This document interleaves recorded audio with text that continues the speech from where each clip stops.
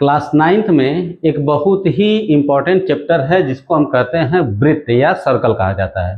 तो सर्किल के बारे में बहुत सारे कुछ बेसिक कॉन्सेप्ट हैं, इसमें बच्चे बहुत ज़्यादा कंफ्यूज रहते हैं। ठीक है, तो आइए डिस्कस करते हैं उन बेसिक कॉन्सेप्ट को कि जिससे चैप्टर जब पढ़ेंगे तो उसमें आसानी रहेगी।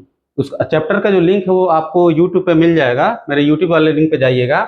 तो सबसे पहले हम जानते हैं कि वृत्त होता क्या है, सर्किल होता क्या है। ठीक है, तो देखिए वृत्त को हम कैसे कहते हैं कि वृत्त ऐसे बिंदुओं का बिंदु पथ होता है जिसकी एक निश्चित बिंदु से दूरी हमेशा क्या होती है, समान होती है।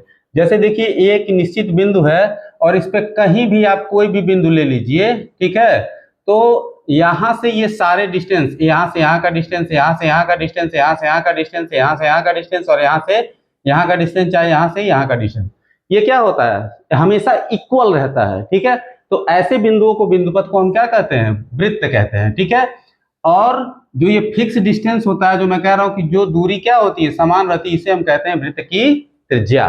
ठीक है, और जो वो फिक्स पॉइंट होता है इसको हम कहते हैं वृत्त का केंद्र। ठीक है, इसके बाद देखिए अगर वृत्त पर स्थित किन्हीं दो बिंदुओं को मिला दिया जाए, जैसे ये वृत्त दूसरा मैंने बनाया है, ये बिंदु ए है और दूसरा बिंदु क्या है, बी है, दो पॉइंट है, इनको हमने क्या किया, मिला दिया, तो इस रेखा को कहा जाता है जीवा। क्या बोलते हैं, जीवा या कॉर्ड कहा जाता है। ठीक है, जीवा क्या करता है, वृत्त को दो भागों में बांटता है। जो भाग छोटा होता है, जैसे ये छोटा है, ठीक है, ए एक्स बी ए, ठीक है, इसको हम कहते हैं लघु वृत्तखंड। क्या बोलते हैं, लघु वृत्तखंड। जीवा वृत्त को दो भागों में डिवाइड करती है जिसको हम वृत्तखंड कहते हैं। तो जो छोटा होता है वो लघु वृत्तखंड होता है, और जो बड़ा होता है, ये देखिए ये बड़ा है ना, ए वाई बी ए, ये बड़ा वाला, इसको हम कहते हैं दीर्घ वृत्तखंड। ठीक है, एक बड़ा इंपॉर्टेंट क्वेश्चन है, कभी कभी पूछ दिया जाता है कि वृत्त की सबसे बड़ी जीवा क्या होती है।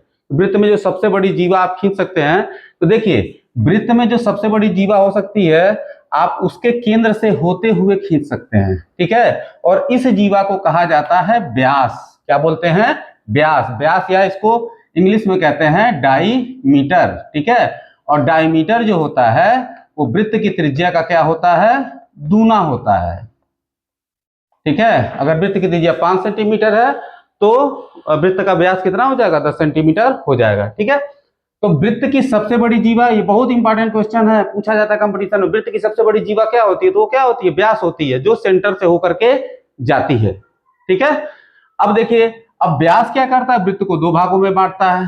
ठीक है, अब वो व्यास वृत्त को दो भागों में बांटता है तो उनको हम कहते हैं अर्धवृत्तखंड। क्या बोलते हैं, अर्धवृत्तखंड। ये मतलब ये ऊपर वाला, ये वाला और ये नीचे वाला, ये दोनों भाग क्या होते हैं, एरिया में सेम होते हैं, क्षेत्रफल में बराबर होते हैं, इनको हम कहते हैं अर्धवृत्तखंड। ठीक है, अगला कॉन्सेप्ट होता है वृत्त की परिधि। ठीक है, परिधि क्या होती है, देखिए सिंपली अब बात चलना, एक चीज समझ लीजिए, जैसे मान लीजिए कि ये कोई वृत्त है, आप यहाँ पे खड़े हैं, यहाँ से चलना शुरू कीजिए, चलते चलते चलते चलते चलते चलते फिर यहीं पे आ जाइए, यही वृत्त की परिधि होती है।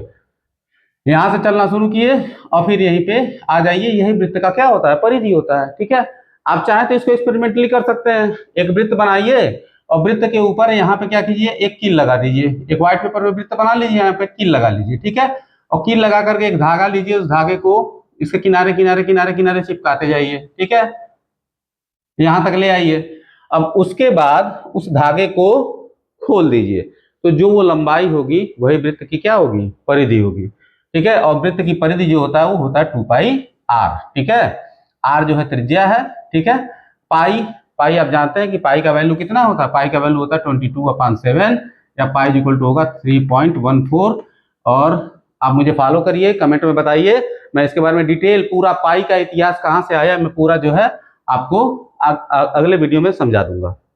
उसके बाद आता है क्षेत्रफल। क्षेत्रफल का मतलब क्या हुआ, अब ये वृत्त है, अब इस मान लीजिए इस पूरे वृत्त को आपको ढकना है, तो इसको ढकने के लिए जितना चादर लगेगा, ठीक है ना, उसी का क्षेत्रफल जो होता है क्या होता है, वृत्त का क्षेत्रफल होता है, और ये किसके बराबर होता है, πr² के बराबर होता है। उम्मीद है आपको कॉन्सेप्ट समझ में आया होगा। तो ऊपर नीला बटन, फॉलो का बटन दबाइए और कमेंट बॉक्स में मुझे बताइए। जय हिंद।